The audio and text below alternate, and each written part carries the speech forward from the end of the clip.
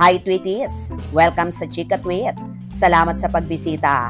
Kung mahilig ka sa latest Kimpaw updates, showbiz balita at mga nakakakilig na moments, nandito ka sa tamang channel. Kaya relax lang at tara na sa ating today's Chika. Karil, may matapang na saloobin regarding sa buntis issue.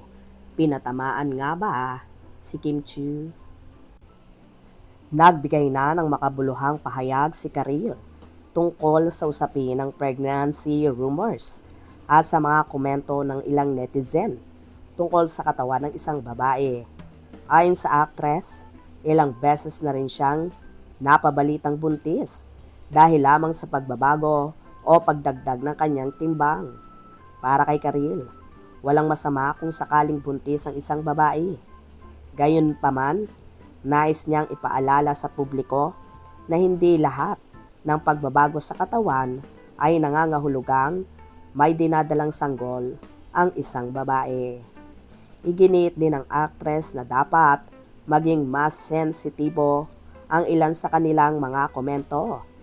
Anya, paano kung hindi naman pala buntis ang isang babae at ang kanyang pagdagdag ng timbang ay dahil lamang sa pagbabago ng katawan o mayroon pala siyang ibang mas mabigat na pinagdaraanan? Sa kanyang pahayag, tila nais lamang ni Karil na ipakita na may mga bagay tungkol sa personal na buhay at katawan ng isang tao na hindi dapat basta-basta hinuhusgahan. Hindi rin umano dapat natin alam kung ano ang pinagdaraanan ng isang tao sa likod ng kanyang nakikitang pisikal na pagbabago. Dahil dito, may ilang netizen naman ang nag-ugnay sa naging pahayag ni Karil sa patuloy na pregnancy speculation na kinasasangkutan ng kanyang co-host na si Kim Chiu. Lalo itong napansin ng ilang followers dahil magkasama sina Karil at Kim sa It's Showtime. Gayunpaman, wala namang direktang binanggit si Karil na pangalan ni Kim Chiu sa kanyang pahayag. Kaya para sa ilang netizens, maaaring pangkahalatan, pananaw lamang ito ng actress tungkol sa pagiging sensitibo sa ganitong uri ng usapin. Sa huli, nananatiling mahalaga ang pagrespeto sa personal na buhay at katawan ng bawat babae. Dahil dito, tinutukan at nagkaroon ng samot-saring reaksyon ang mga fanay. Parang mas maganda po yung irespeto natin kung ano ang dapat. Magkaroon tayo ng respeto sa isa't isa. Yan ang ikauunlad ng bawat tao. Tama naman po. Kasi ilang beses nang ginawa kay Kay na sinabing buntis siya kahit hindi naman. Nang medyo matagal siyang absent sa It's Showtime, sinasabi buntis siya. Oo, tama.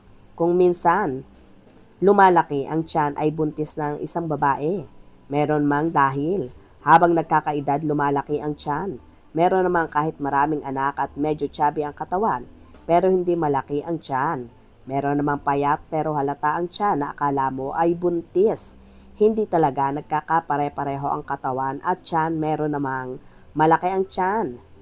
Kasi payat or mataba, yun pala may problema. Merong sinasabi na kaya pala malaki ay dahilan sa merong myoma. Hindi ko alam, sa English yan. Meron namang myoma na hindi lumalaki ang tiyan.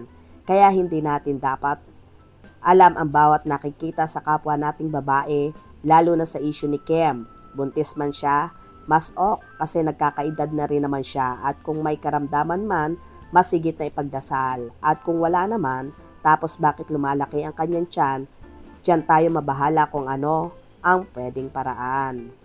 Ako nga ang laki-laki ng tiyan ko at saka dapat lang naman na magkaroon na ng anak si Kim. Tumatanda na siya, dapat maging open-minded naman yung iba. Ang hirap ng walang alak kapag tumanda ka na.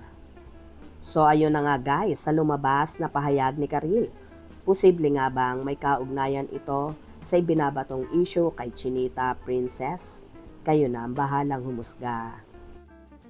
Mga katwitis, tumutok palagi para sa latest showbiz updates at huwag kalimutang mag-subscribe, like, at pakishare na rin para lagi kang updated.